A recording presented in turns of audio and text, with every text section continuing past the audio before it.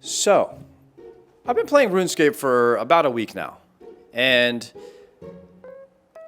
one second. I have to move my character across this line so I don't stop hitting these crabs.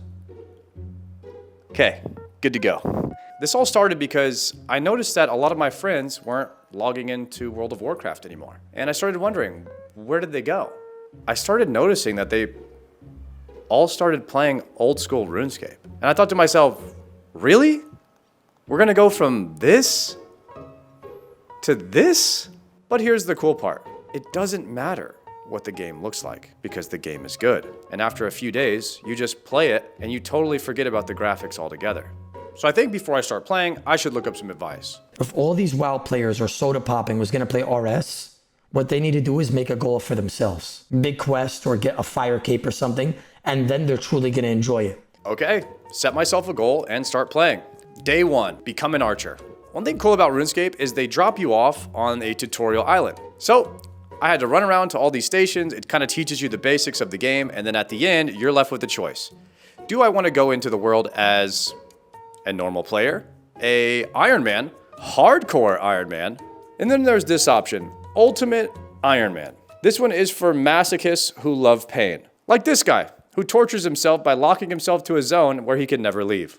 No trading, no auction house, and no bank. That sounds terrible. I chose Hardcore Iron Man. I figured, why not play the game as hardcore, and when I die, I'll just continue as normal. So what I wanted to do to become an archer, I knew I was gonna need a bow and some ammo. In order to make ammo, you have to kill chickens to get feathers, you have to chop wood to get logs, then you need a knife, which you have to get from a general store, and then you have to use the knife on the logs to make arrow shafts, and then you have to attach the feathers to the arrow shafts, and then you're gonna need to go do mining, and then you need to smelt those bars, and then you need to use a hammer on the bars and smith them into arrowheads, and then attach the arrowheads to the unfinished arrow shafts.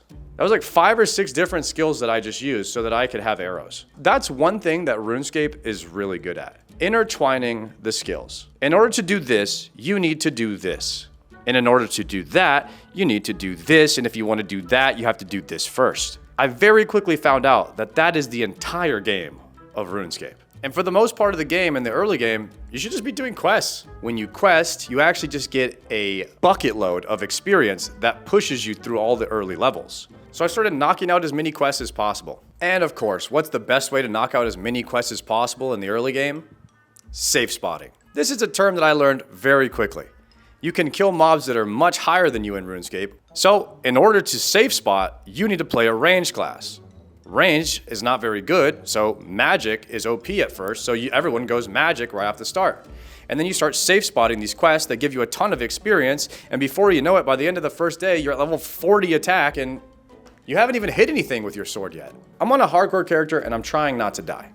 So I go to this quest called Witch's House. I get in there, and I have to try to figure out this safe spot. So what you're supposed to do is look up the area on the ground where the safe spot is, and then figure out how to move the mob. And the mobs are really blocky. They kind of move around like left, right, up, down. They don't really move diagonally very much. You can hide on the other side of a pile of bones or wood plank or something like that. And since it's a 20-year-old game, they can't move over the wood plank, so you can just kill them by safe spotting them if you can find a spot where they can't attack you and you can attack them. In my experience, that was most of the early game, was just not really figuring out how to beat the boss, but figuring out how to safe spot it so you can just auto attack it until it dies. And since magic is the best option for safe spotting, I was gonna need money for runes. So how was I gonna get gold? It turns out Jagex has a big problem with scammers.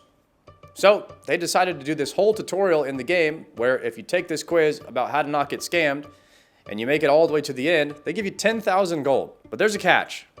There's a bunch of higher level mobs in there that can kill you. So I found a bunch of level 126s that hadn't done the quest yet, and I had to go help them as a level 1.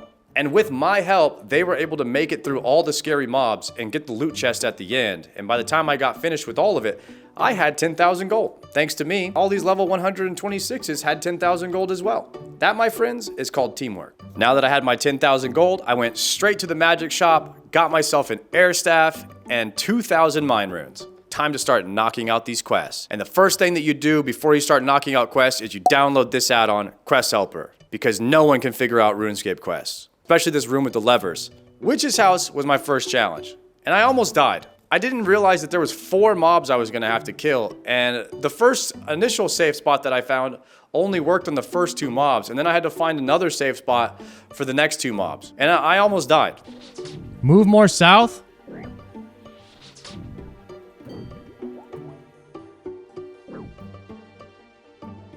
This way? Like 2 to 3 hours of questing, I went from level 1 combat to level 40. You're telling me I skipped over every weapon in the game and I went straight to rune in 3 hours? What are all these other weapons even in the game for? There's like bronze, iron, steel, black, adamant, mithril. I didn't use any of those. So since I can use rune, I had to go get a rune weapon. Turns out there's one mob that's really easy to farm that drops rune weapon, the Zammy Warriors. So I went to go farm Zammy Warriors. These bad boys have a 1 in 50 drop rate, but nobody has time to sit there and kill 50 of these things, so I did it in 40. You're like, oh, take... Got it! Got it! Let's go, baby. Let's go! It only took 40. This to me was the most fun thing in the game. Killing mobs with a chance of getting rare loot. And you can sit there and kill as many of them as you want. While you're killing them, you're getting combat XP, and you have a chance to get really good loot that can help you get stronger, and it sells for good money. This to me is the game loop that I'm looking for. In World of Warcraft, in order to get good loot, you have to raid. And the raids have lockout, so you can only do them once per week. In this game, you can kill the bosses over and over and over for a chance at getting rare loot. I love this game design in RuneScape. It's great for people who want to sit around and kill mobs all day long for a chance at getting something big. Immediately, I knew I had found my calling in the game. I want to become strong enough at combat to kill the biggest mobs in the game and get the biggest loot. At the end of day 1, I had achieved something great. I had finished so many quests that give you a ton of experience. I had killed a rare mob and I'd gotten my rune scimitar and 40 kills. And it felt awesome.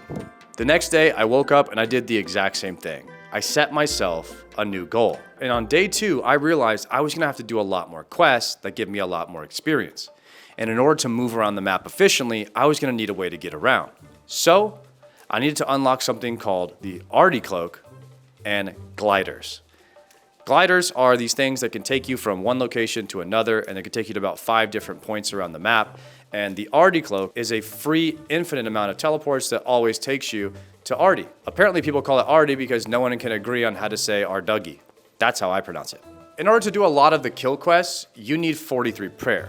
If you have 43 prayer, this is protect from melee, and you can run through any mobs or any bosses in the game, and as long as you have this prayer on, you're just not taking any damage at all. Not only that, but apparently there's prayer potions which you could just restore your prayer infinitely, so you're just immune to damage. Yeah, I need to level my prayer. I needed to do all the quests that will help me level my prayer, and one of the biggest ones is Holy Grail. And this is when I came across the Black Knight Titan.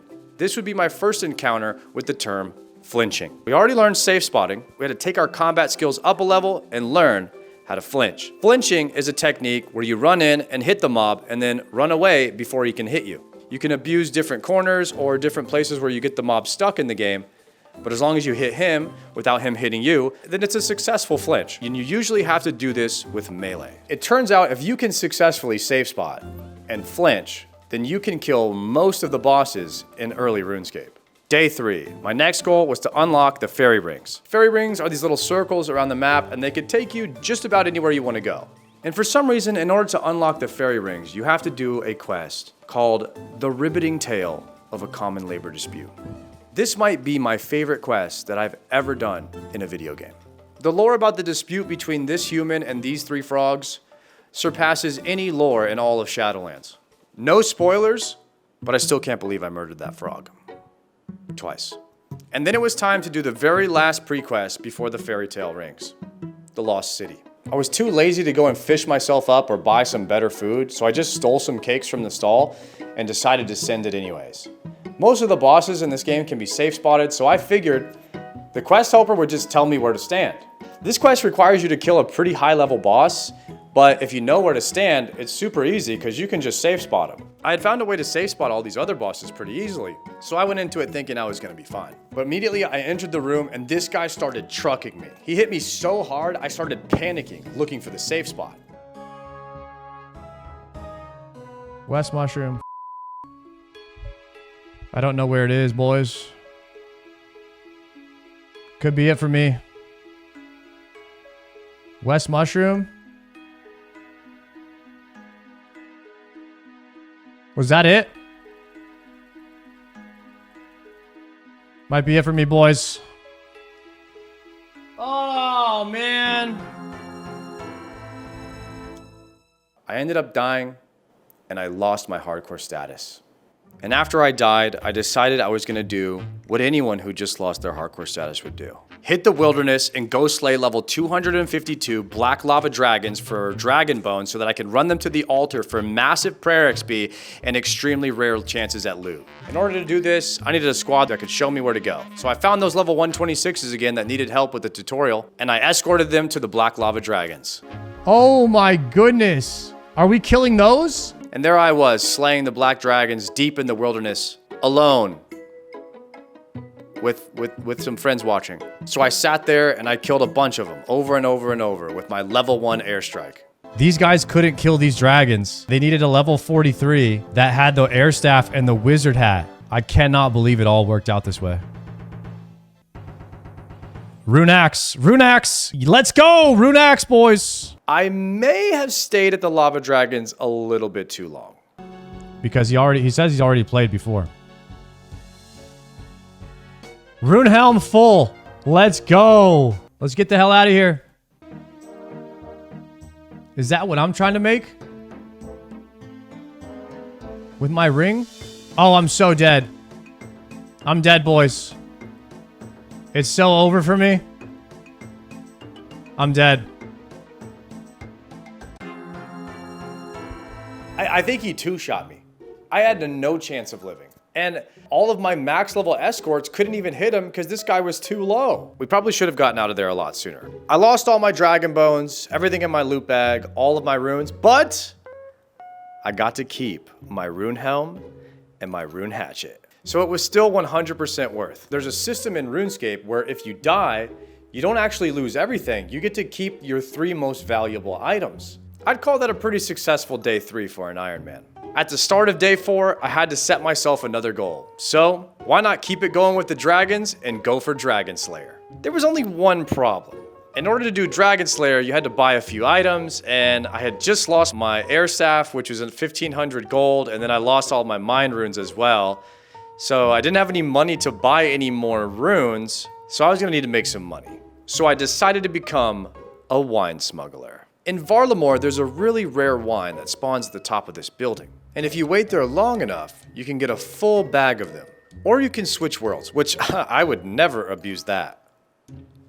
And once you have a full bag of them, you can take it across the sea to the wine merchant. And smuggling a full bag of these into her shop will net you 20,000 gold.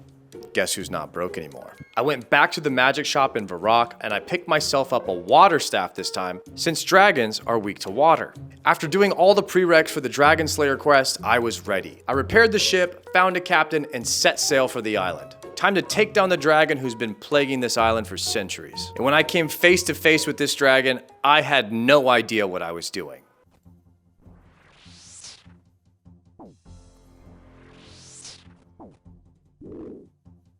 This guy hurts. Why is he hitting so hard? Protect from magic?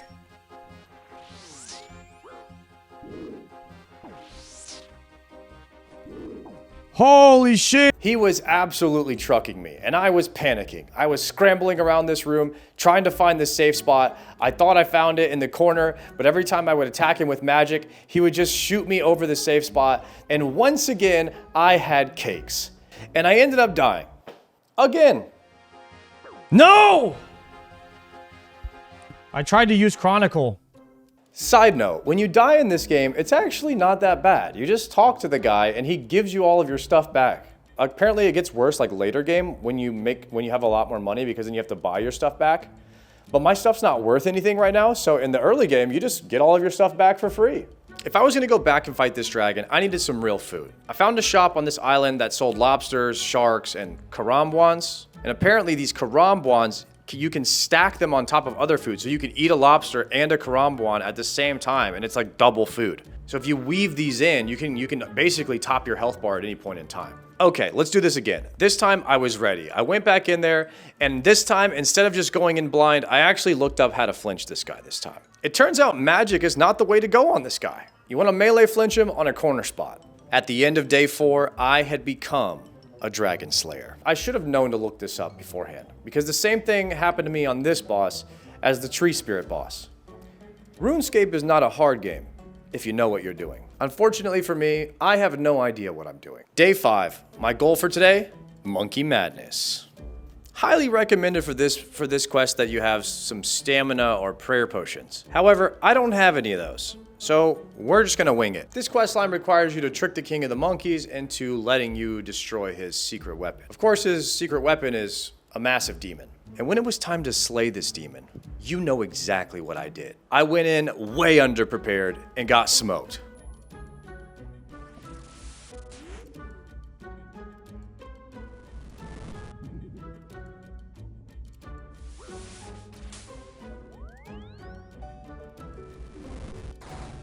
So what happened there?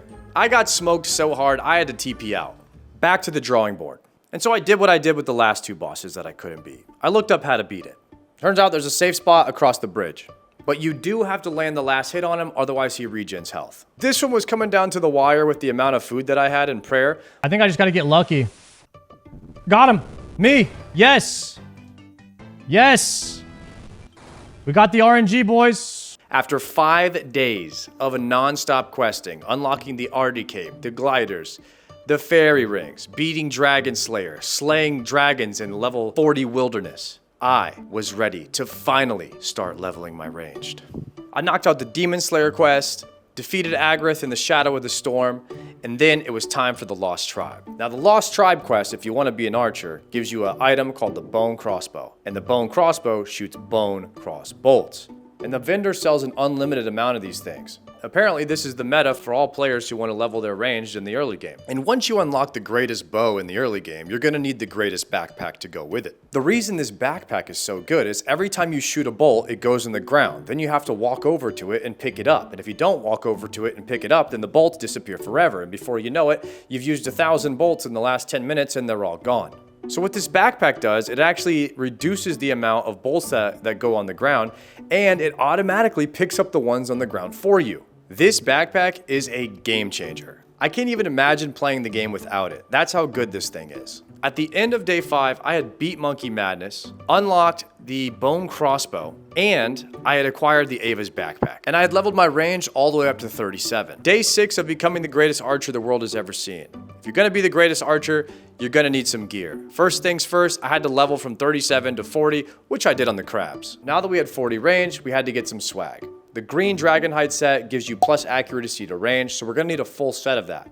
Check me out. Full green Dragonhide set, Ava's backpack, and Bone Crossbow. Looking pretty good at the start of day 6, boys. Some weapons in the game have a special attack, but if you're gonna unlock them, you have to do the quest in order to unlock the special ability. This weapon's special attack unlocks after doing Death to Dorshigan. This quest involved a girl who has a special scar on her head, and then there's a snake that gives the girl a prophecy that says whenever the scar lights up, the girl's supposed to go back to the snake and talk to her to find out what to do next. Is this sounding a little bit like Harry Potter to anyone else? Anyways, the girl ended up dying, but then her head was glowing, so I took her body to the snake, and the snake got to revive her because it wasn't her time to die yet. That's pretty epic. You know what else is epic? The Imp Catcher quest. This quest gives an amulet of accuracy. And I need to be able to be as accurate as possible if I'm going to be the best ranger alive. So I started smacking imps, hundreds of them. And the white bead is impossible to find. Wait, never mind, just kidding, I found it. Boom, amulet of accuracy acquired. Day 7, my final day of week 1 playing RuneScape. Today, I wanted to do something massive, something monumental. I wanted to go for the Rune Crossbow. There's only one problem.